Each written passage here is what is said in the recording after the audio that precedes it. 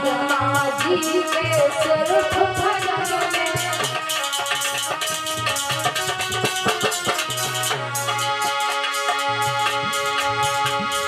भगवान जी के सिर्फ भजन में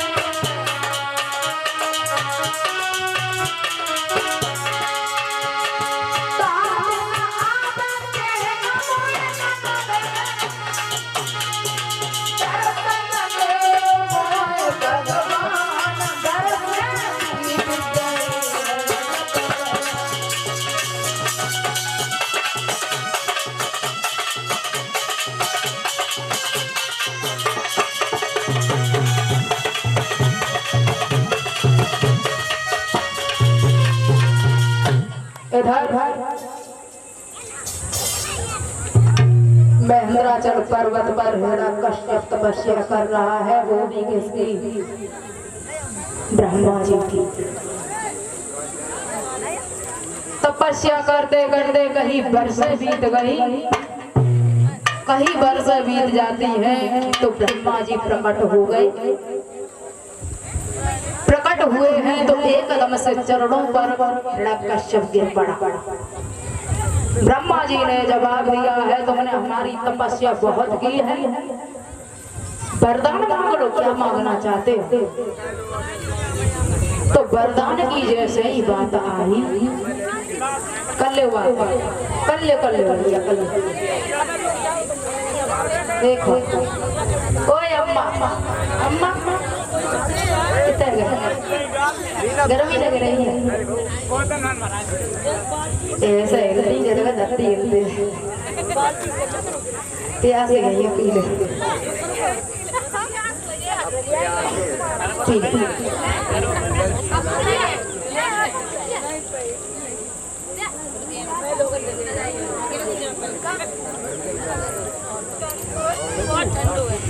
ब्रह्मा जी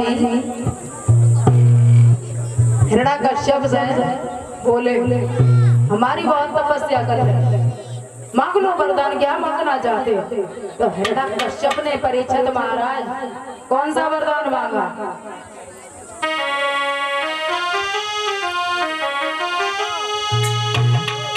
वह बोला, लूंगा तो ऐसा लूंगा, हर जो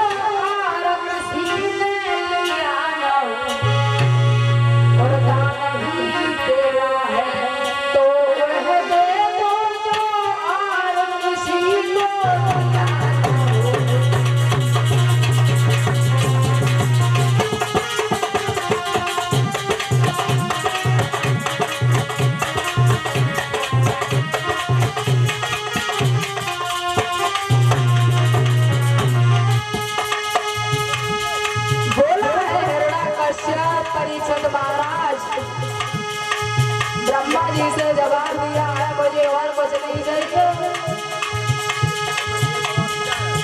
कुछ अधिक नहीं ना दे, नीचे न मरो ऊपर न मरो, भीतर न मरो बाहर न मरो, इसमें न मरो रात न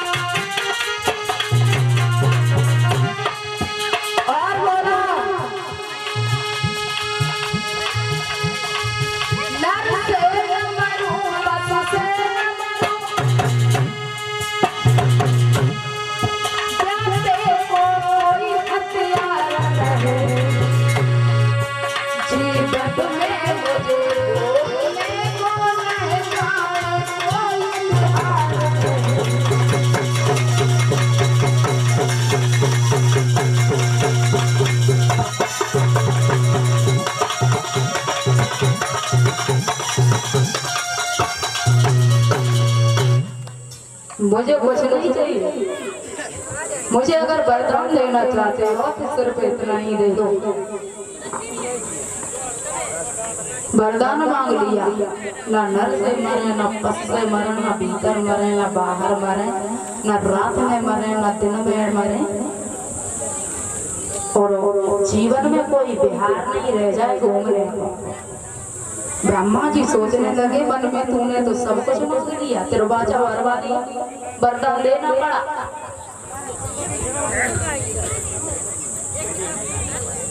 इधर हिरण्यकश्यप तप करने के बाद महलों में वापस आया और हिरण्यकश्यप की पत्नी थी रानी कयाधु, और ये कयाधु जो थी ये भगवान की बहुत बड़ी भक्त थी।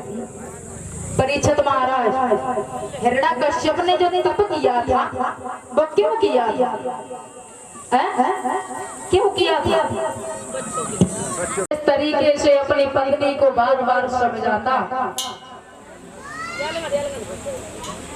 और अपनी सभा में जाता है, जहां जहां गलियों में जाता है, चारों तरफ अपना नाम डलवा देता है और भगवान का नाम बड़ा देखता है तो उसको चला करके भस्म कर देता, मिटवा देता। चारों तरफ ऐलान कर दिया, रे सभा के लोगों, ये हमारा शासन है और हमारे शासन में अगर किसी ने हमारे वैरी का नाम लिया तो सीधा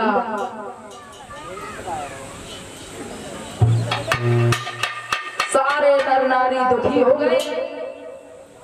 सोचने लगे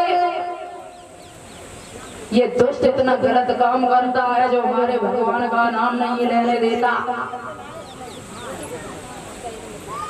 रास्ते में हिरण्यकश्यप जा रहा है, तोता बैठा हुआ है एक वृक्ष पर। अब राम राम का शब्द जागता हुआ भगवान की तपस्या करता। हिरण्यकश्यप ने देखा, उसको मारना चाहा, लेकिन मारते समय वो उड़ करके भाग गया, रानी कयाधु के पास में पहुंचा। हिरण्यकश्यप, शाम का वक्त है, रानी कयाधु लेटी हुई है,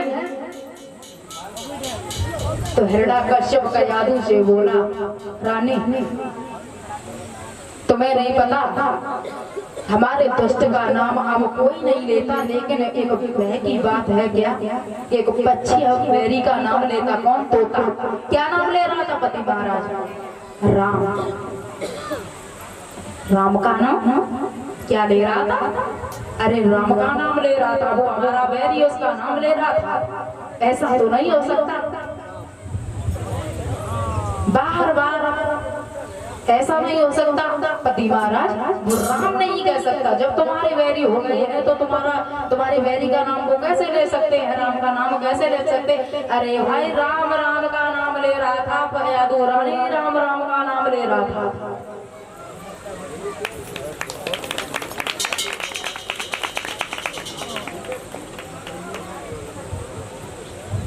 और ये हमारी प्रियंका बहन जी फूलों के हार से हमें सम्मानित कर रही हैं।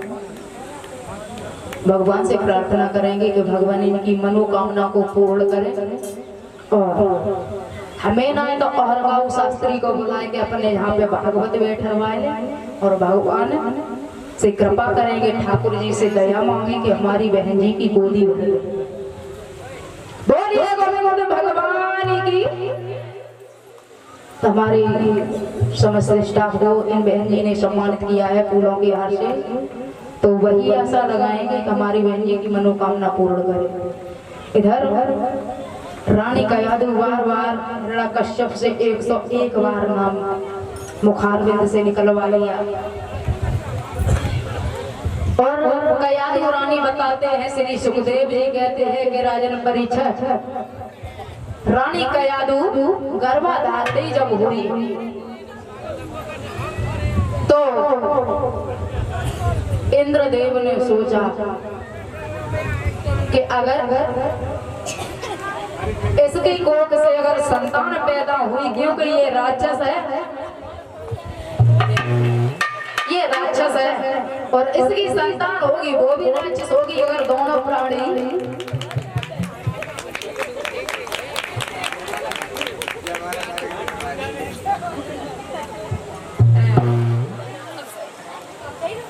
तो कयाधु रानी को इंद्र ने अपने यहाँ पर कैद करवा लिया। सोचा कि अगर इसकी संतान होगी तो राक्षस की संतान राक्षस ही होगी। जब उसके कैद करवा लिया है तो बाबा नारद ने ये सोचा और देखा कि ये क्या कर रहे हैं। कैद करवा लिया है कि संतान हो गई तो शायद पता नहीं संतान के संग में कहा करे। तो बाबा नारद पहुंचे और जवाब दो है जाए रानी को तुमने काय को कैद कर लो, जाए बाहर निकालो। ये तो भगवान की भक्त है। तो उसी समय रानी कयाधु को बाहर निकलवाया और वो निकल करके रानी कयाधु आई तो फिर से छिपा करके अपने पति देव से और रानी कयाधु विष्णु भगवान की पूजा करते हैं। धीरे धीरे 9-10 मास बीत गए कि तो बच्चे ने जन्म लिया और बच्चे ने जन्म लिया है तो हिरण्यकश्यप बहुत खुश है, लेकिन मन में वही विचार करता है कि हम अपना नाम सिखाएंगे, बैरी का नाम नहीं सिखाएंगे। कुछ बड़ा हो जाता है कि कहते हैं कि बच्चा जब घर में जैसे संस्कार देखता है तो वैसा भाव प्रभाव पड़ जाता है।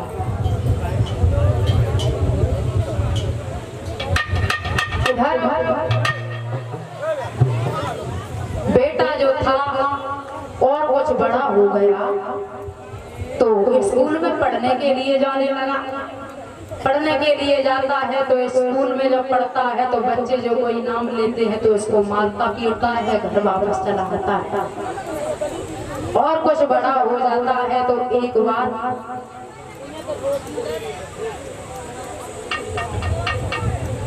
शाम का वक्त है,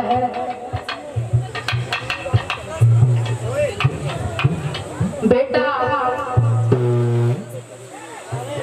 रास्ता में निकलता हुआ जा रहा है और उसने रास्ते में क्या देखा? रास्ते में देखा है कि एक कुम्हारी अभा के पास बैठी हुई है और राम राम राम राम रटन लगाए हुए। भक्त प्रहलाद जब देखा है कि ये हमारे पिता तो मना करते हैं कि हमारे पिता का वैरी है, लेकिन आज हमारे दुष्ट का नाम ये कुमारी है। पास में पहुंचे जवाब दिया है, बुढ़िया तो हमारे पिता के वैरी का नाम क्यों ले रही हो? तुम्हें नहीं पता है कि अगर मैंने अपने पिता को बता दिया था तुम्हारा क्या होगा? कुमारी कहने लगी है, नंदा तुम तो बहुत छोटे हो, बाली सी तेरी उम्र है, तू कुछ न जानते। क्या हुआ और इस अबा के पास में क्यों बैठी हो? कुमार ने जवाब दिया, इसमें बिल्ली के बच्चे 4 दब गए हैं और हम भगवान का अगर नाम लेंगे, भगवान हमारी पैर को छू लिया तो शायद इस बच्चे ये बच जाएगा। जो इतने शब्द सुन रहे हैं तो भक्त प्रहलाद कहने लगा, अच्छा तुम्हारा वो राम का नाम ले रही हो, वो तुम्हारा भगवान इतना बड़ा है, हमारे पिता से बड़ा है, बचा लो। अगर ये बच्चे सुबह हवा खुली, अगर ये बच्चे मर गए तो तुम्हें सूली पर चढ़ा दिया जाएगा। गजब हो गया। आदेश करने के बाद बेटा प्रहलाद महलों में आया और सुबह जब हुआ इधर तो कुमारी जो थी अब आगे पास बैठी हुई है और भगवान से विनती कर रही है।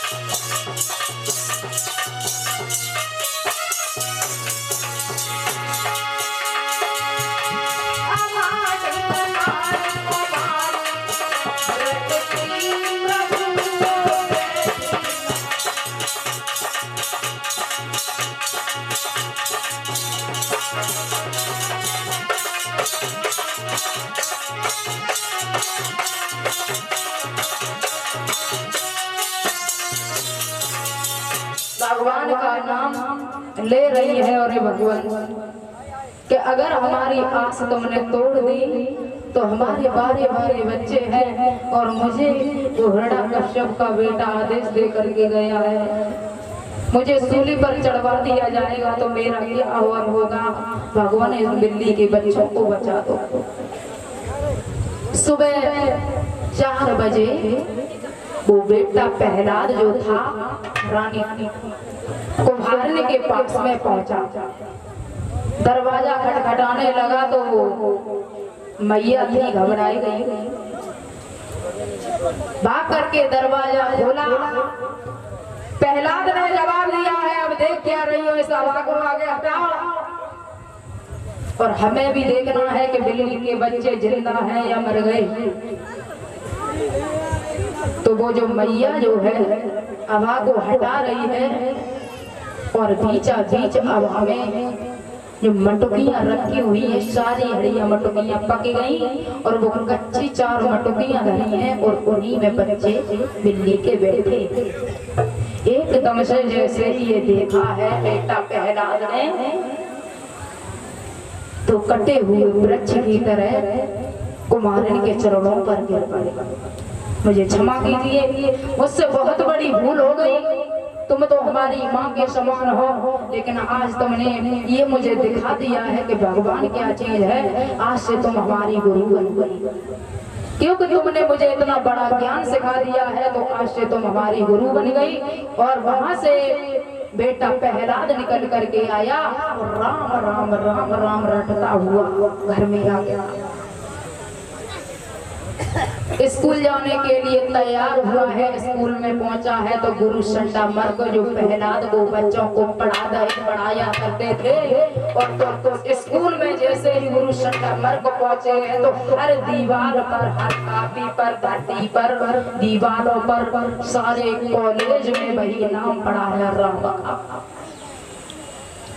गुरु संडा मर्ग ने शिष्यों से पूछा कि ये राम का नाम किसने लिखा है?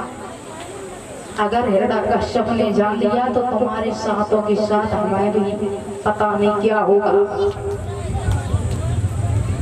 तो जो बच्चे छोटे छोटे पढ़ते थे जवाब दिया है, गुरुजी मैंने नहीं लिखा है, गुरुजी मैंने नहीं लिखा। किसने लिखा है? गुरुजी का बेटा है प्रहलाद, वो लिख करके अपने बहनों में वापस चला गया।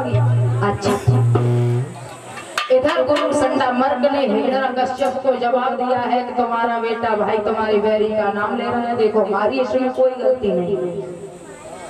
हिरण्यकश्यप ने अपने बेटे को पास में बुलाया, तू हमारे बैरी का नाम ले रहा है? बोले हाँ, वो तुम्हारा बैरी है, हमारा थोड़ी है।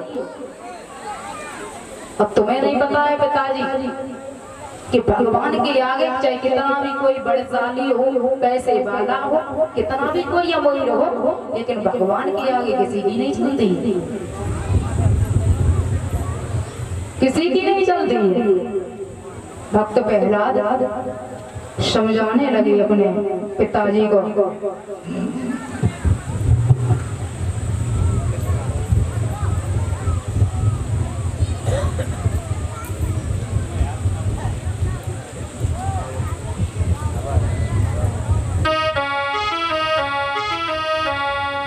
जवाब दिया है पिताजी, तुम्हें ये पता होना चाहिए कि सारे संसार के पिता हैं, वो हमारे पिता हैं, वो तुम्हारे पिता हैं, लेकिन तुम्हारे बैरी क्यों हो गए? हिरण्यकश्यप ने बड़ा प्यार से बता दिया है, बेटा ये तुम्हारे चाचा को मार दिया है। जब उन्हें मार दिया तो हमारा बैरी हो गया, और तुम तो हमारे पुत्र हो, तुम हमारी बात नहीं मानो। बेटा प्रहलाद ने जवाब दिया है, नहीं पिताजी, जो हो गया, जो समय निकल गया उसे निकलना जाने दो, दोबारा दोहराओगे तो टेंशनबाजी बढ़ेगी, और टेंशन करोगे तो दिमाग खराब होगा, झगड़ा होगा, और जब झगड़ा होगा, दिमाग खराब होगा तो ना तो चैन से खाओगे, नहीं खाने दोगे, और घर में कलेश बढ़ेगा, दुख प्राप्त होगा। इसलिए हमारी मान जाओ भगवान का नाम। हिरण्यकश्यप कहने लगा, इसका मतलब है तो नहीं मानेगा? नहीं मानेगा? बोले बिल्कुल नहीं। हिरण्यकश्यप ने अपनी रानी कयाधु को जवाब दिया है, कयाधु इधर आइए। कांपती हुई रानी कयाधु भाग करके आई, क्या है महाराज, अपने इस बच्चे को समझा दीजिए वरना ये हमारे हाथों से मारा जाएगा। रानी कयाधु हाथ जोड़ करके कहने लगी, पति महाराज तुम कैसी बातें करते हो, ये तुम्हारा बच्चा है, छोटा है, बड़ा हो जाएगा तो समझ जाएगा, पता चल जाएगा, तो वो तुम्हारे बैरी का नाम नहीं लेगा। और भला बैरी का क्या नाम, वो तो भगवान का नाम है, राम का नाम मिटा लेते। बोले हाँ राम का नाम लेते। आग बबूला हो गया, फिर से दिया, तूने मेरी आंखों के सामने फिर से दिया। रानी कयाधु कहने लगी, तो क्या हम अपने बच्चों को पूछ रहे, बेटा राम का नाम नहीं लेना। ठीक है भैया, राम का नाम नहीं लेना। थोड़ी दूर पे हटा, ठीक है, तो तुम पिता की बात मान दी है, तुम मत लो, लेकिन हम तो लेंगे, चाहे मुझे मार दे या छोड़ दो। कयाधु के हाथ में जहर का प्याला भिजवाया हिरण्यकश्यप ने। अब सोचो वो मैया अपने बेटे को कैसे जहर का प्याला पिला सकती है। मैया की आंखों में आंसू है, बड़ी डर है कि अगर मैंने जहर का प्याला नहीं दिया तो भी हमारा बेटा मारा जाएगा, अगर मैंने दे दिया तो हमारे हाथों से मारा जाएगा। सोचती है, और बेटा भक्त प्रहलाद जो खड़ा हुआ है तो एकदम से झपट करके वो प्याला पिया, तो भगवान ने उसे अमृत बना दिया।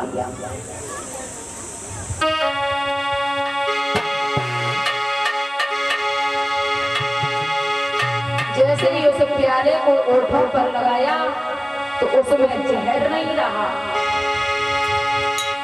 कि पी गए जहर और प्याले में देखे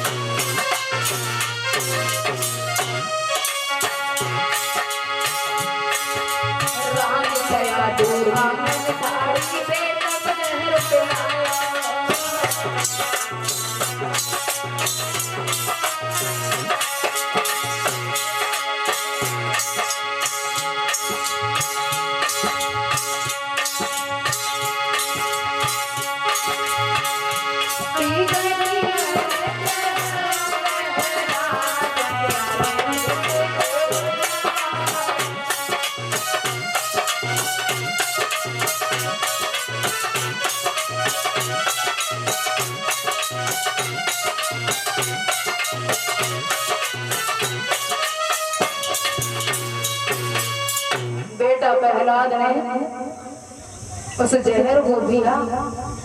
वो तो समझ गए कि हमारे भगवान हमारे पास में खड़े हैं।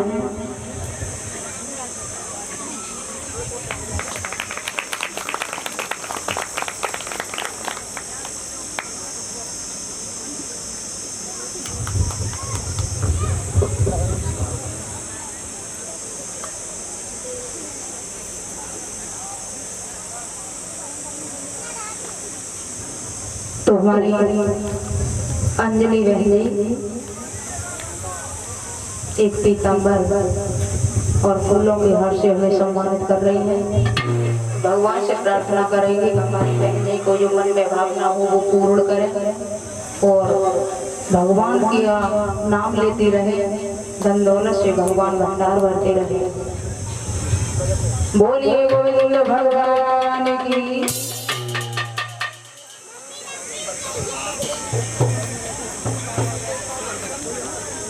इधर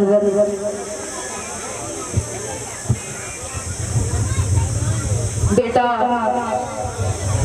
प्रहलाद ने उस प्याले को पी लिया है। हिरण्यकश्यप को इधर पता चला कि जहर को भिजवा दिया, लेकिन फिर भी वो दुष्ट नहीं मरा। जल्लादों को भेजा आदेश कर दिया जाओ, इस दुष्ट को ले जाकर के पहाड़ी से नीचे इतनी दूरी से फेंकना जो जब तक जमीन पर गिरे तो इसका शरीर चूर चूर हो जाए। भक्त प्रहलाद को जमनाद ले गए, पहाड़ों पे से नीचे ढकेला है, भगवान ने गोदी में ले लिया, कांटों में डाला है, भगवान ने फिर से गोदी में ले लिया, पानी में डाला है तो नाव बन करके भगवान आ गए। हिरण्यकश्यप परेशान हो गए,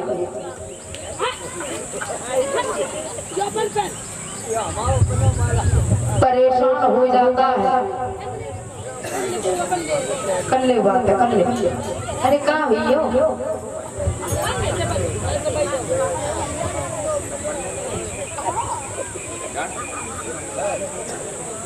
एक कीर्तन बोल ले, कुछ ज्यादा बात हो रही है और देखो जैसे बातें करते जैसे कीर्तन बोल ले।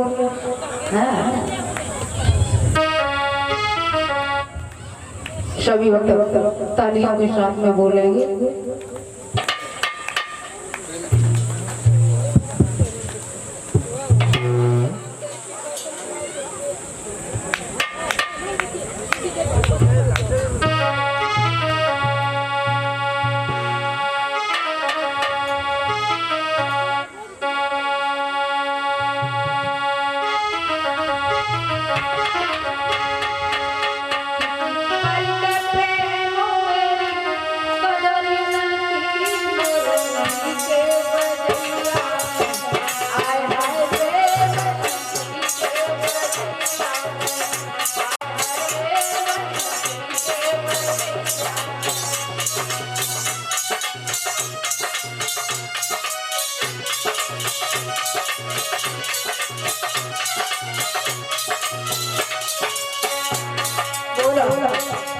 और जो भी बातों में ना जो बन जाती है वो आ जाए हमारे पास, भाई शिकायत नहीं है।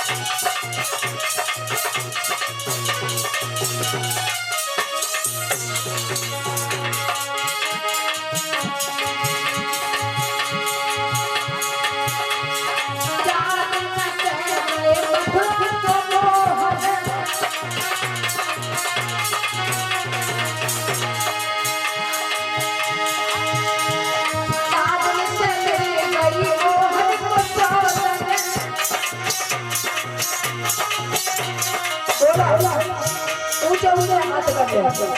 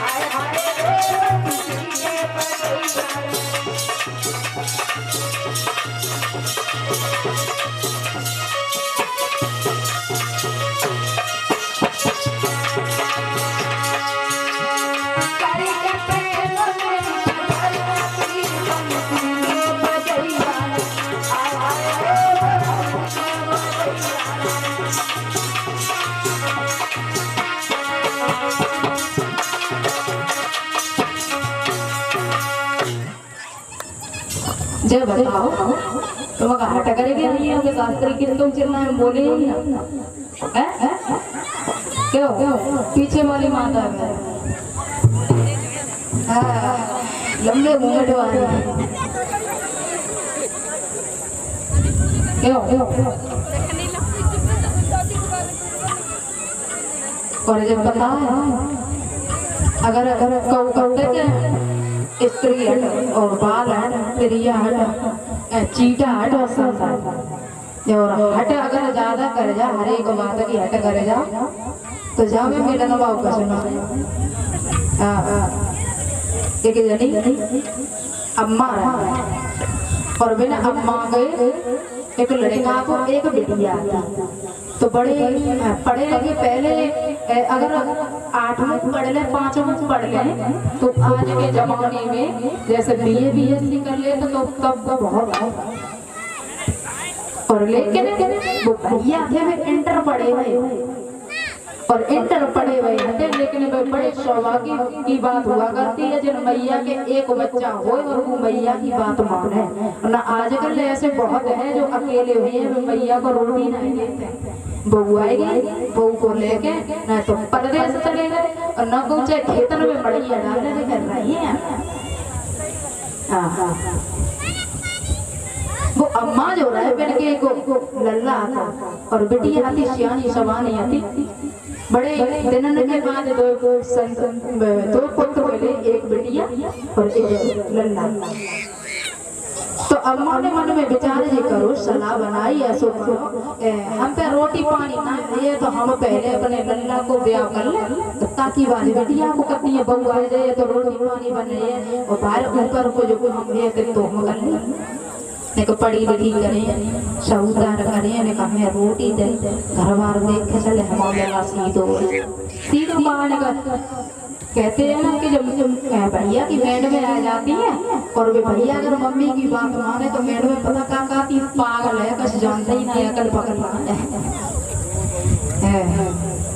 बहुरू है बहुरू दुकरिए की बात मानते तो खुश खुश करे हेलो मम्मी अपनी मम्मी तो बात करती है कि जे तो वैसे भाई अम्मा की बात मानते हैं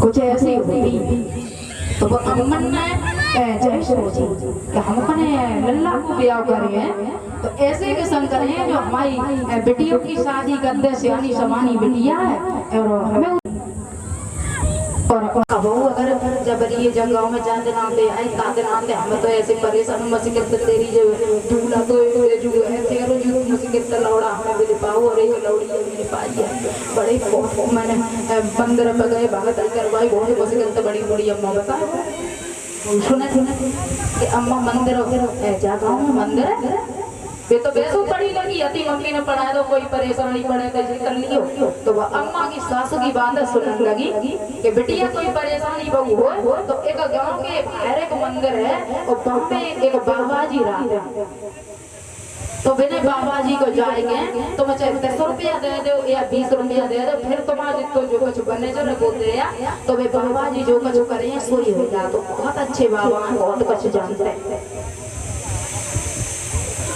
जब बहू ने इतनी बात सुनी ठीक है तो कुछ दिन के बाद बहू रानी ने मन में विचार करो हम ऐसा करेंगे कि जे नंद को तो जे सासू मां हमारी शादी करना है या ना जे कर पे जे पे अम्मा की बात मान मन हो तो ठीक है खाना बना लेना है मन हो तो ना उठे कब झाड़ू पोछा सासू कर रही है कब नंद कर रही है तो बेचारी नंद बेचारी सीधी शादी वे वो अपना काम कर ले भैया वे पास में काहे का बुखार आएगा का दिक्कत है चलो दवाई दे पाएगा ना कोई दिक्कत ना है पढ़ी एक बार उसके मन में विचार उठा कि हमारी मम्मी जो बताया करती थी संकावली को पेड़ ले जा, जो मन में विचार हो वो मांगो तो पूरा हो जाता है, तो ऐसा करें बस संकावली को पेड़ ले जा पहले उठाए। संकावली को पेड़ सोचो और लोटा उठाओ, और लोटा उठाए के बहाने से निकली और भाई मंदिर के पास पहुंची। जब मंदिर के पास पहुंची और वह मंदिर में बाबा तो जाई के कारण दरवाजे पे बैठे रहते कि कौन सो कौन आए तो हम बैठे लगे। तो बाबा ने जैसे ही वह बहू को देखो तो एकदम से सतर्क हो तैयार हो कि पता नहीं आज लगने सिखा रहे रहिए। बहू पहुंची, सारो हाथ बताओ कि हमारी नंदा और सास और ससुर हमें बहुत परेशान करते हैं, और हम तो चाहते हैं कि हम और हम आदमी ये लग रहा है कैसे कहते जब मरे जा के हिंद चले जा। तो बाबा आते सब कही के का करना चाहती है बता भैया, हम मार तो ना पे हैं लेकिन हम तुम्हें एक बात बताते हैं का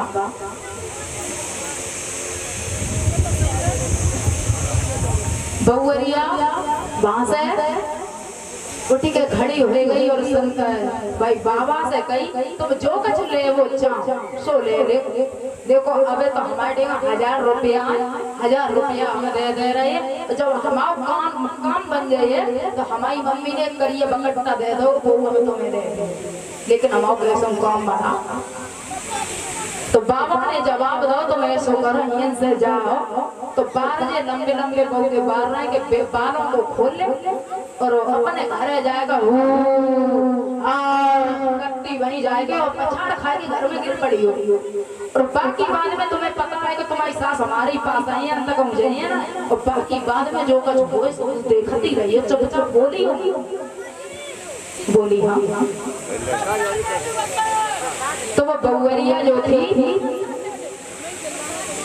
घर में गई बुरी बात करती जाए तो सास ने जैसे ही देखो अरे दैया गजब होएगा भाई बहू पता न लोटा लेके कहाँ गई तो मैं काहे को अकेली गई का होएगा। और अपने लल्ला को आवाज मारी तो वो लल्ला तो भाग गया, पता नहीं का होएगा वो कमाई तो थाली में गई करके जाने का भूत पलित ने किन्ने झपेट दो ऐसे बुरी बात कर रही है आवाज निकाल रही है। लल्ला तो बच गया, चलो जा बाबा जी को बुलाया ना, बाबा भी तो तैयार ही खड़े थे मैंने के बेग तो कराई डराते। और लल्ला को जैसे ही देखो तो बाबा पहले से लंगोटी बांधे को बैठ ठाड़े में जा रहे का बात तो वे बेटा ने बाबा को संग लो तो संग ले जाएंगे अपने घर में कतो बहू जहाँ पे पड़ी देखते चारों तरफ कई नाड़ी टंडोए रही है, कई माथे पे हाथ धर रहे हैं,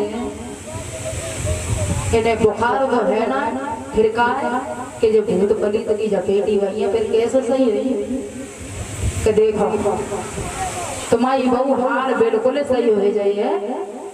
तुम अपने लड़का की एक लंकी मूछ मुड़ाए बिल्कुल सही हो जाइए। और वह बहुरिया जो थी सुने और बाबा इतनी कहे कि 1000-1500 रुपया बिना पे तो टोकरी पे ले बहू पे 1000 रुपया दे और भाई ठाड़े हुए वो तो कम बनेगा।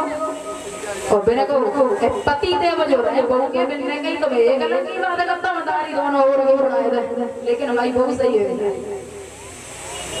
तो पास में बगल में लाई है तो बिना पे जाएगा एक लंगी मूछ मुड़वाए दे, एक लंगी का दोनों और की मुड़वाए दे और बहू अति फट से ठहरी हुई सही हो गई।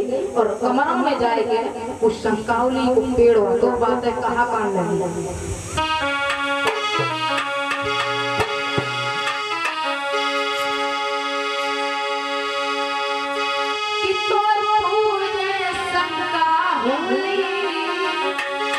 हर मरे चाहिए सासों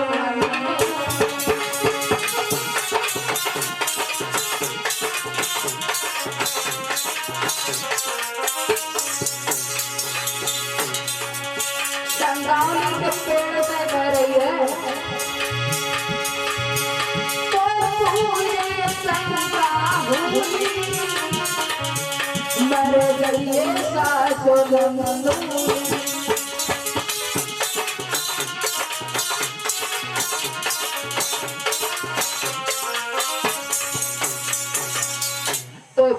शंका उली मर जाइए सासु नंदोली।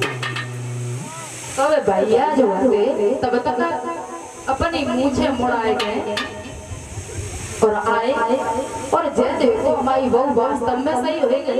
अब तो धरती पे पड़ी थी और अब तो लगते कमरा पर रही तो कुजक के देखो तो भी है गए तो मुझे शंका उली मर जाइए सासु नंदोली। तो बेहद सुबह भाई ठाड़े भाई तू अगर हमारी अम्मा को और हमारी बहन को मारे डालते है तो हमने अगर तेरे बाप को और भैया को ना मार डालो तो मारो ना हो ना भाई ठाड़े भाई। और खेतन में तो जाके ऊँट कटारे को पेड़ ले आए और एक कोना मिलने रखो और कहा बोलो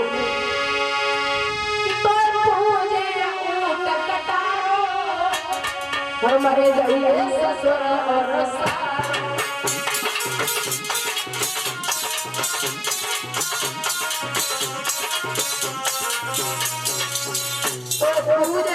कटारो मरे जाइए ससुर और सारो। और बहू ने सुनी कहा कह रहे हैं जे तो हमारे बाप भैया को मार रहे हैं। और जैसे ही देखो तो फिर से बोलने गई अब हम काम धंधो कछुनाई करेंगे और फिर से जाएंगे बैठी ही जाएंगे कि तो पूजे शंका उली मर जाइए सासु नंदोली।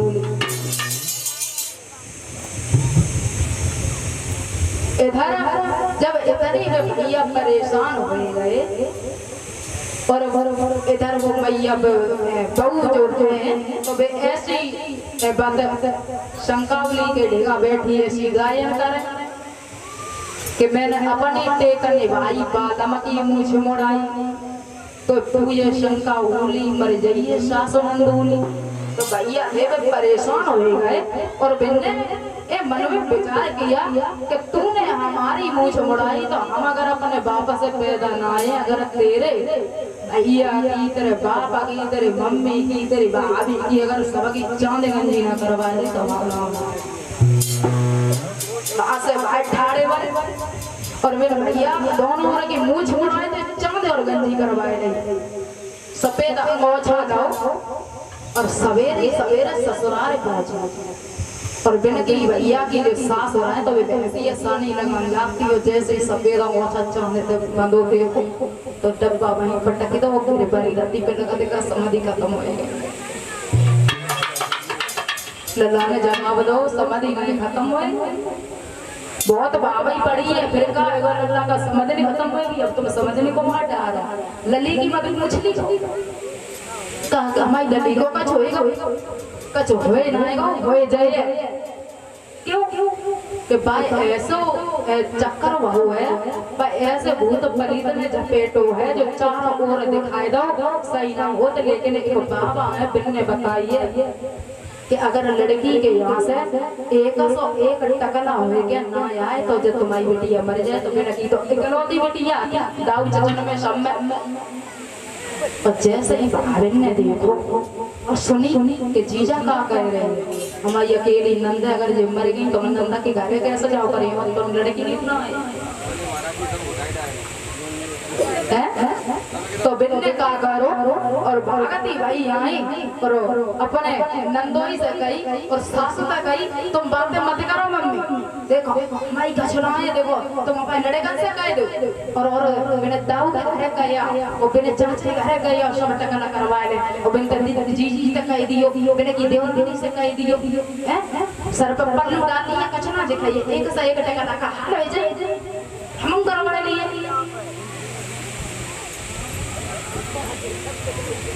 लड़का ने सोचा चलो जल्दी करवा अगर देर करोगे तो कछु मिलन वाला है तो बिन्ने का करो सारे ससुरारियन ने 101 टकला हुए गए और ट्रैक्टर पे बैठे और जब ट्रैक्टर पे बैठे तो बाप छतुरी लगी गई लड़का ने जवाब दो जब ट्रैक्टर टकला हुए गए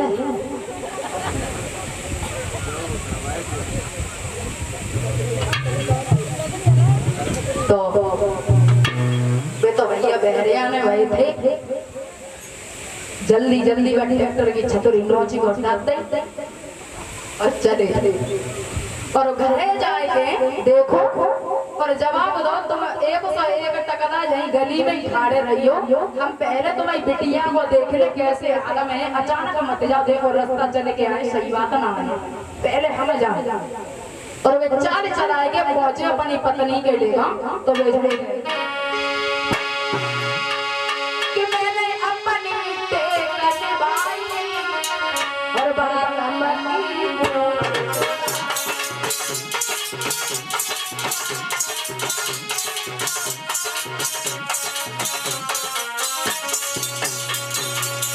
मैंने अपनी टेक निभाई, बादम की मूछ मुड़ाई, लल्ला कान लगे भारी महारानी। अब देख लेने का आ जाओ आगे बढ़िया। देखो कहीं गली को देखो कितनी परेशान, देखो और लुगाई और वो लल्ला बोलो कि पीछे मुड़े देखो लुगाई और मुड़ी अंदर पड़े रहने।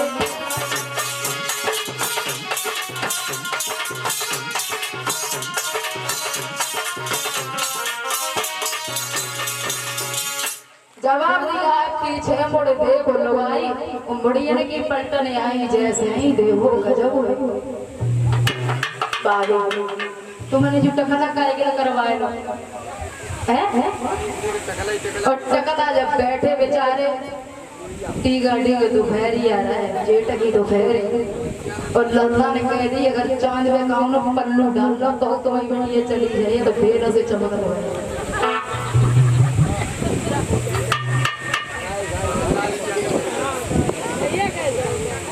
बेचारे देव परेशान। हाँ और भाइयों परेशान, सबसे ज्यादा परेशान ससुरालिया,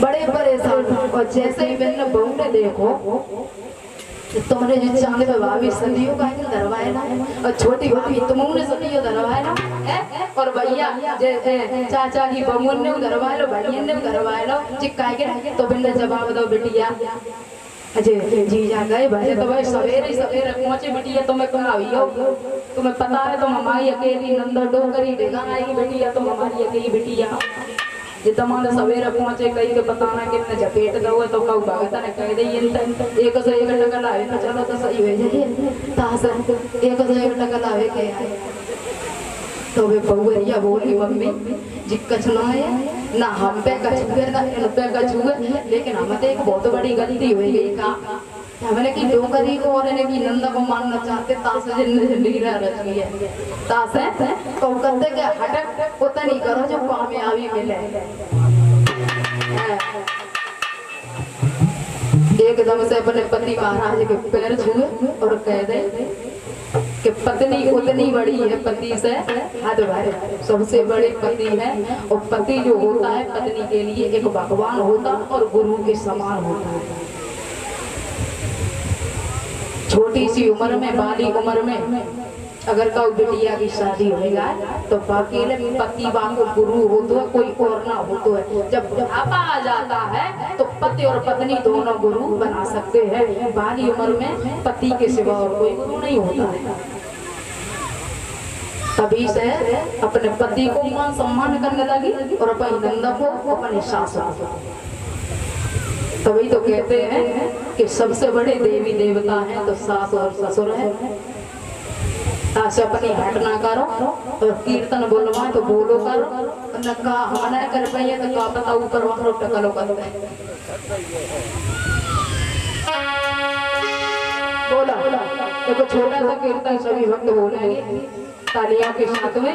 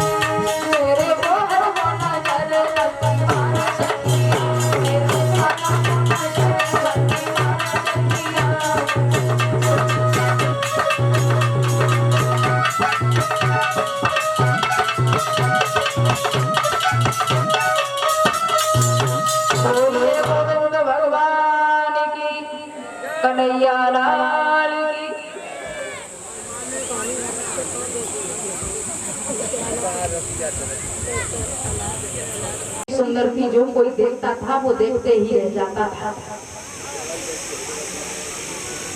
एक बार जब होलिका निकलती हुई जा रही है, हाथों में आरती का थाल है, पुष्पों की माला रखी हुई है, प्रसाद है। तब तक उस वन में विप्रचित आ गई। विप्रचित ने ये देखा कितनी सुंदर ये लड़की है, इतनी सुंदर लड़की है, ये भी कवारी है, हम भी कवारे हैं, ऐसा करें इसके साथ में विवाह करेंगे। पास में पहुंचे, ठहरी आई, कहाँ जा रही हो? होलिका ने जवाब दिया है, तुम कौन हो, कहाँ से आए, तुम्हारा क्या नाम है, और तुम हमें क्यों पूछ रहे हो कि हम कहाँ जा रहे हैं? ना हम तुम्हें जानते हैं ना तुम हमें जानते हो, हम अपने रास्ते जा रहे हैं, तुम अपने रास्ते जाओ। विप्रचित ने जवाब दिया है, ऐसे कैसे चले जाए? बिल्कुल नहीं जाएगी। अरे क्यों, तुम्हारी जबरदस्ती है? बोले बिल्कुल। अजीब है, जब हम तुम्हें पहचानते नहीं है, जानते नहीं है, तुम्हारी क्या जबरदस्ती है? विप्रचित ने जवाब दिया है कि तुम हमें बहुत अच्छी लग रही हो। अच्छी? तुम्हारा दिमाग खराब है? हम तुम्हारे साथ में विवाह कर लेंगे। क्यों? ऐसे कैसे कर लो? तुम्हें नहीं पता कि हमारे भैया हिरण्यकश्यप है, एकदम से ऐसे अच्छा हिरण्यकश्यप, उसकी धोंग हमें सुनाती हो, तुम्हें नहीं पता? वो कुछ नहीं हमारे यहाँ, पर हिरण्यकश्यप की एक मांग थी परीक्षित महाराज। उसने ये राय ठहरा ली थी हिरण्यकश्यप ने कि अपनी बहन सिंहिका का विवाह करेंगे, उसी के साथ में करेंगे जो हमारे साथ युद्ध करे और हमें हरा करके चला जाए, उसके साथ में विवाह कर देंगे। सिंहिका ने ये बताया हमारे भाई तुम्हारे साथ में विवाह नहीं करेंगे। क्यों? यही बात बता दी है कि हमारे भैया को तुम हरा दोगे तो तुम हमारा भाई तुम्हारे साथ में विवाह करते। विप्रचित तैयार हो गए, हिरण्यकश्यप के पास पहुंचे, युद्ध शुरू हो गया, झगड़ा होने लगा तो हिरण्यकश्यप को विप्रचित ने हरा दिया, सिंहिका के साथ में विवाह कर दिया। सिंहिका को लेकर के विप्रचित अपने महलों में पहुंचे। इधर वो हिरण्यकश्यप मन में विचार करने लगा कि आज तक कोई ऐसा वीर पैदा नहीं हुआ जो हमें हरा करके चला जाए, लेकिन इस विप्रचित ने मुझे हरा दिया। बहुत बड़ी भूल की तूने, मेरी बेइज्जती की तूने, लेकिन हम तुझे जिंदा नहीं छोड़े। सोचता विचारता हुआ एक बार हिरण्यकश्यप ने हाथ में नंगी तलवार ली, विप्रचित के महलों में पहुंचा। और इधर बताते हैं कि परीक्षित महाराज जब होलिका अलोपा मैया की पूजा किया करती थी तो अलोपा मैया इन पर प्रसन्न हो जाती हैं, तो एक शीतला चीर दिया था, जवाब दिया था कि बेटी तुम्हें बहुत अच्छा वर मिलेगा और ये शीतला चीर जब तक अपने सर पर डाले रहोगी, सर को उभरने नहीं दोगी, तो तुम्हें कोई कभी भी कोई खराब खबर नहीं मिलेगी, गलत कोई सूचना नहीं मिलेगी। तो वही चीर आज होलिका ओढ़े हुए अपने पति के पास में लेटी हुई है। आधी रात का वक्त है। आजकल की माता बहनें देखी है, चाहे सर्दी हो चाहे कछुए लेकिन चुटिया ना बेकर या रोटी करती है, चाहे सर्दी हो गर्मी में तो चलो गर्मी लगी, ये तो सर्दी है ना में पल्लू को डरो। अगर गुस्सा हो जाए भैया तो वे कहे हुए बड़े भैया आएगा मुँह जाके नहीं तो वे तो करे भैया तो और कर दिए करे। आज शीतला चीर को जब लेटी है सिंहिका अपने पति के साथ, शीतला चीर सर पर रख लिया, जागते हैं तब तक तो ढका हुआ सर है, सो जाते हैं दोनों प्राणी। इतनी सुंदर जोड़ी है, वो शीतला चीर जो था सर से उतर करके जमीन पर गिर पड़ा। तब तक हिरण्यकश्यप आधी रात का वक्त है, वहीं पर पहुंच जाता है। उस बेशर्म को ये शर्म नहीं लगी, कितनी सुंदर जोड़ी, वो भी तेरे बहन बहनोई एक पास में लेटे हुए हैं, वो नीच नंगी तलवार लिए हुए अपने बहन बहनोई के सामने खड़ा हो गया। और पहले तो विचार किया इतनी सुंदर जोड़ी है कैसे मारे, लेकिन वही बात याद आ गई, दुष्ट ने मुझे हरा करके हमारी बहन के साथ में विवाह कर दिया। खींच करके तलवार विप्रचित के जैसे ही शीश में मारी है तो शीश कट करके अलग गिर पड़ा और एकदम से सिंहिका उठी, चीख पड़ी भैया, अरे भैया तुमने ये क्या कर दिया, मेरे सड़क को उजाड़ दिया, बहुत भूल कर दी। रोने लगी, लेकिन हिरण्यकश्यप ने मुड़ करके नहीं देखा। होलिका रोती रही, चीखती रही, चिल्लाती रही और हिरण्यकश्यप अपने महलों में आ गया। कुछ समय बाद होलिका को जब बुलाया वही वक्त आ जाता है, जवाब दिया है भैया तुम क्यों परेशान हो। हिरण्यकश्यप ने जवाब दिया है सब कुछ मैंने उपाय कर लिए, ये दुष्ट हमारे हाथों से कैसे भी मर जाए ये प्रहलाद, अब हम तो हमारे बस के बाहर है, सिंहिका तुम ही कुछ ऐसा करो इस दुष्ट का हमसे छुटकारा हो जाए। वो बेचारी अपने भतीजे को मारना नहीं चाहती, वो तो अपने दुख में डूबी हुई थी और मन में विचार करती थी, अरे दुष्ट तूने मेरा श्रृंगार उजाड़ दिया, तू जब हमारा नहीं हुआ तू अपने बेटे का क्या हो सकता। और वो सिंघगा ने क्या किया, लकड़ियों को एकत्रित करवाया और बेटा प्रहलाद को अपनी गोदी में बैठा लिया और वो शीतला चीर लेकर के और जैसे ही अपनी शक्ति के द्वारा आँच वो प्रकट किया, चारों तरफ से आँच लग गई और शीतला चीर उठा करके बेटा प्रहलाद को उड़ा दिया। जो बेटा प्रहलाद बच गया और होलिका जल करके राख। तभी से होलिका त्योहार मनाया जाता है। बेटा फिर से बच जाता है। हिरण्यकश्यप ने देखा कि हमारी बहन भी चली गई तेरे लिए, लेकिन ये दुष्ट हमारे हाथों से नहीं बचेगा और नंगी तलवार लिए हुए और खींच करके तलवार और गरम एक खम्भ लोहे का खम्भ खड़ा कर दिया है और उसी खम्भ में चिपटा लिया और वो खम्भ पर भगवान चींटी का रूप धारण कर रेंगने लगे हैं। तो भक्त प्रहलाद समझ गए हमारे भगवान आ गए। वो गरम खम्भ था, वो खम्भ गरम नहीं रहा और नंगी तलवार लिए हुए हिरण्यकश्यप खड़ा है और बोला,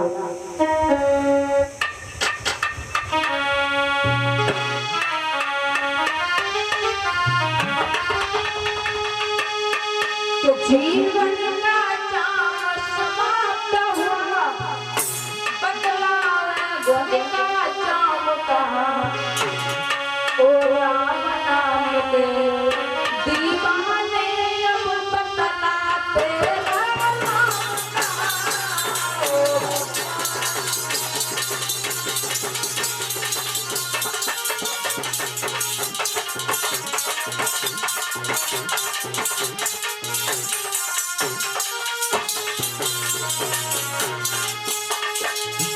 जवाब दिया है, अरे देश अब तू हमारे हाथों से नहीं बचेगा।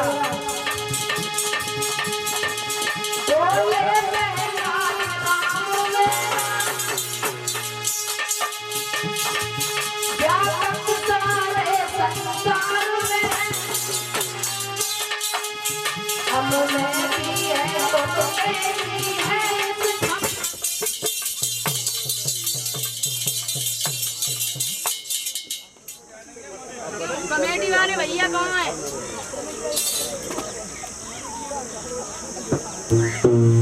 खरी में मूड दे तो भैया छोटे के न मत डराओ, आते जा चलन दे।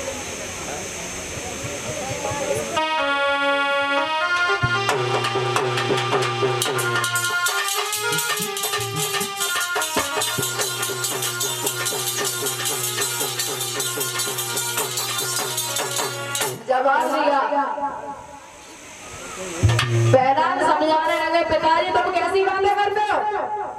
तुम्हें नहीं पता कि हमारा भगवान हर जगह है? अरे हम में भी है, तुम में भी है, इस खम्भ में है, पृथ्वी पर है, आसमान पर है, इस तलवार में है।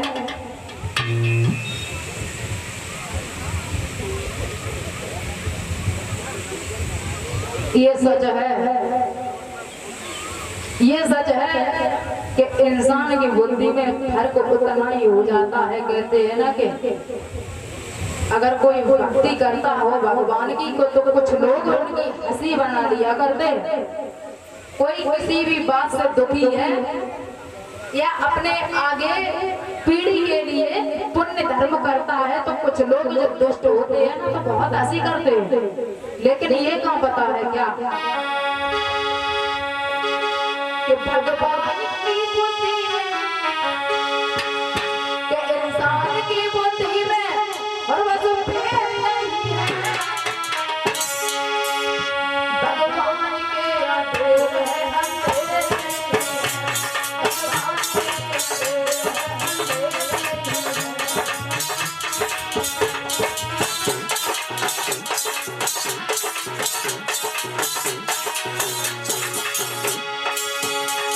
इंसान की बुद्धि में बस भेद नहीं है। भगवान के अधूर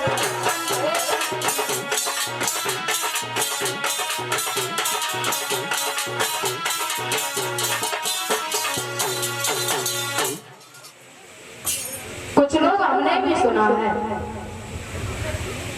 अगर कहीं पर कथा करने जाते हैं, एक बार एक गांव में कथा करने गए तो दो चार भैया नौजवान हैं तो खाने पीने की व्यवस्था कर रही थी। हम लोग जाने के लिए तैयार थे। आकर के बैठ के शास्त्री जी एक बात पूछे क्या कि हमें ये बताओ कि आपको जैसे धरती का जयकारा लगवाती है, धरती मैया की जय, गौ माता की जय है, और कि भगवान के जयकारा लगवाती, भगवान कोई चीज है? मैंने कहा तुम अपने माँ बाप को समझते हो? समझते हो? कैसे समझते हो? माँ बाप है, माँ बाप है, तुम आई कैसे? अगर भगवान ना चाहता तो तुम आ कैसे जाते? और ये देखो तुम पहले इतने से हुए, फिर इतने बड़े हो गए, इतने बड़े हो गए, पहाड़ पकड़ लिया। भगवान अगर चाहता तो तुम धरती में ही रहते। ये तो भगवान की कुदरती का कमाल है। जब पृथ्वी पर फसल उगाते हैं और पृथ्वी कहते हैं, एक बार पृथ्वी ने जब बीज को चुरा लिया था, कोई बीज उत्पन्न नहीं हुआ तो हाहाकार मच गया था। उन्होंने अधर्म के कारण पृथ्वी मैया ने बीजों को चुराया था, कोई भी फसल उत्पन्न नहीं, ऊसर की ऊसर ही पड़ी रही। बहुत प्रार्थना की, देवी देवताओं ने समझाया, मैया को तसल्ली दी कि तुम्हारी सीने पर कोई अत्याचार नहीं करेगा। अगर तुमने बीज को उत्पन्न नहीं किया तो सारा संसार नष्ट हो जाएगा। अरे तुम्हारी खातिर तो दुनिया चल रही है। अगर धरती मैया फसल को ना उगाए तो इंसान कब तक चल सकता है? हर तरीके से उन बनियन को हमने समझाओ कि भगवान तो वो चीज है जो तुम समझ नहीं सकते हो। अगर तुम्हारी बुद्धि में कुछ फर्क है तो सोचो और समझो। तो इधर हिरण्यकश्यप नंगी तलवार लिए हुए है और बेटे पर चिल्लाता है। तो बेटा ने जवाब दिया है, पिताजी तुम बहुत बड़ी भूल करते हो, बहुत बड़ी भूल करते हो, मान जाओ। भगवान की बात करते हो तो कड़ में भगवान का वास है। उसी समय एकदम से हाथ में नंगी तलवार उठाई और जैसे ही मारना चाहा तो खम्भ जो था वो तलवार जा करके खम्भ में लगी और खम्भ में से एकदम से नरसिंह भगवान प्रकट हो गए। बोलिए नरसिंह भगवान की। नरसिंह भगवान क्यों कहते परीक्षित महाराज? नरसिंह इनका रूप क्यों पड़ा? हमारे संत बाबा भी जानते होंगे। नर आधा शरीर था नर का और आधा शरीर था सिंह का। नर और सिंह भगवान जब प्रकट हो गए और तलवार जब मारना चाहा तो एकदम से भगवान ने तलवार को पकड़ करके पटक दिया और उस दुष्ट को उठा करके घुटनों पर दिया। वरदान क्या मांगा था? भीतर न मरे बाहर न मरे, नर से न मरे पस से न मरे, न रात में मरे न दिन में मरे। कौन सा समय था?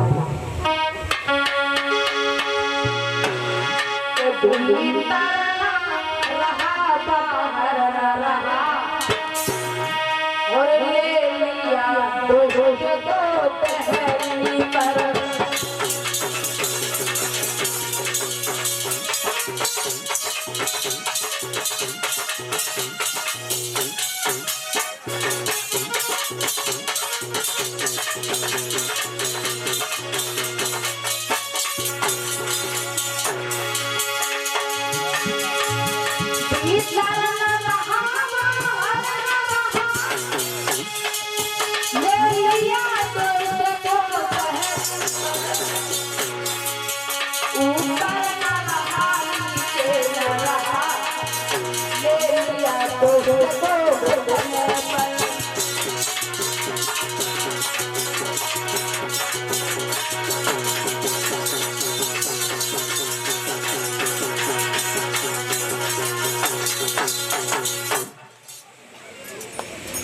भगवान ने दहरी पर रख लिया, जमीन पर नहीं रखा, अपने घुटनों पर रख करके उसके सीने को फाड़ दिया।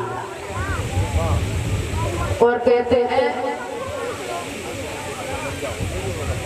बेटा प्रहलाद पिता इतना अत्याचार करते थे, लेकिन जब पिता की मृत्यु को देखा तो आंखों में आंसू निकल आए। और नरसिंह का भगवान का रूप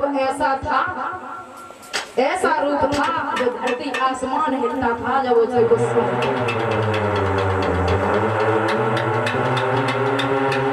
उसी गुस्सा के कारण मानो धरती और आसमान हिलता हो। बार बार देवी देवता प्रार्थना कर रहे हैं, बार बार प्रार्थना करते हैं, लेकिन कौन समझाने वाला है। एकदम से शरीर को छोड़ दिया, सीने को चीरा। मारने के बाद नरसिंह भगवान बैठे हुए हैं। देवताओं ने बेटा प्रहलाद को बताया, फूल बरसाने लगे जैसे भगवान शांत हो जाए, नहीं शांत हुए। प्रहलाद को बताया बेटा तुमने इनको बुलाया है, ये हमारी बात नहीं मानेंगे, तुम तो इनके भक्त हो, मना लो। हाथ जोड़ करके बेटा प्रहलाद कहने लगा पिताजी, पिता को मार दिया, वो ही तो बैरी थे, अपने क्रोध को शांत कीजिए, अब क्रोध ना दिखाओ, दुष्ट तो मर गया चला गया। लेकिन नहीं, बहुत प्रार्थना की है, बहुत प्रार्थना की है। नरसिंह भगवान बताते हैं कि नहीं माने। वीरभद्र बताते हैं कि वहां पर आए हैं, नरसिंह भगवान को बहुत समझाया कि अब तो तुम्हारा जो अत्याचारी था उसे खत्म कर दिया, अब शांत हो जाएगा। तो वीरभद्र पर नरसिंह भगवान दौरे पर तो बिन शुकर को भेष रखो और लंबी सी पूंछ करके और नरसिंह भगवान को लपेटो और आसमान में ले जाओ, नीचे डाले, आसमान में ले जाओ, नीचे डाले। नरसिंह भगवान बताते हैं वहीं पर खत्म हो गए और उनकी खाल उतार करके। अब इसके आगे की कथा बड़ी सुंदर आ रही है, वो कल सुनाएंगे। आरती के लिए सभी भक्त खड़े होते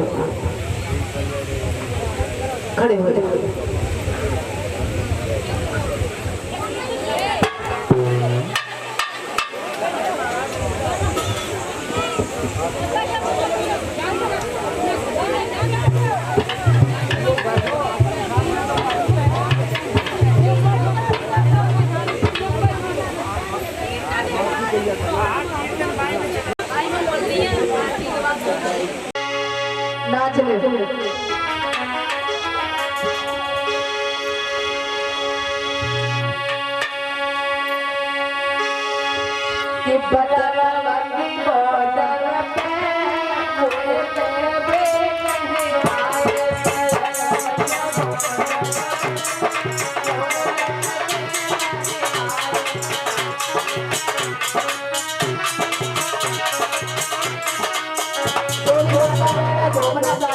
अपनी जगह पर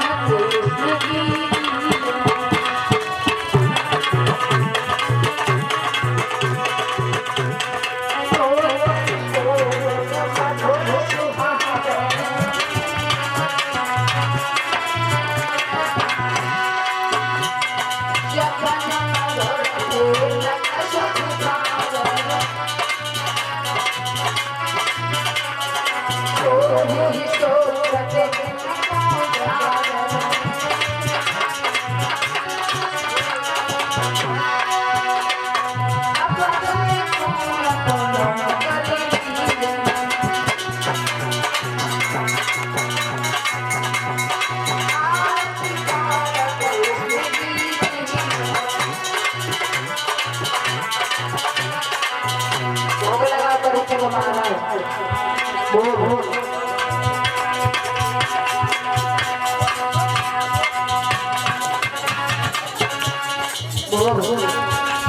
अरे भैया तुम्हें कह दो निकालेगा।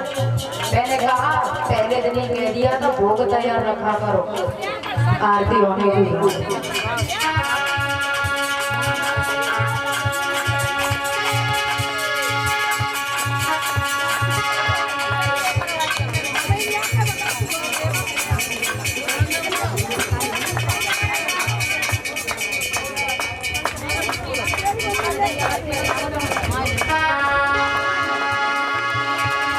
थोड़ा थोड़ा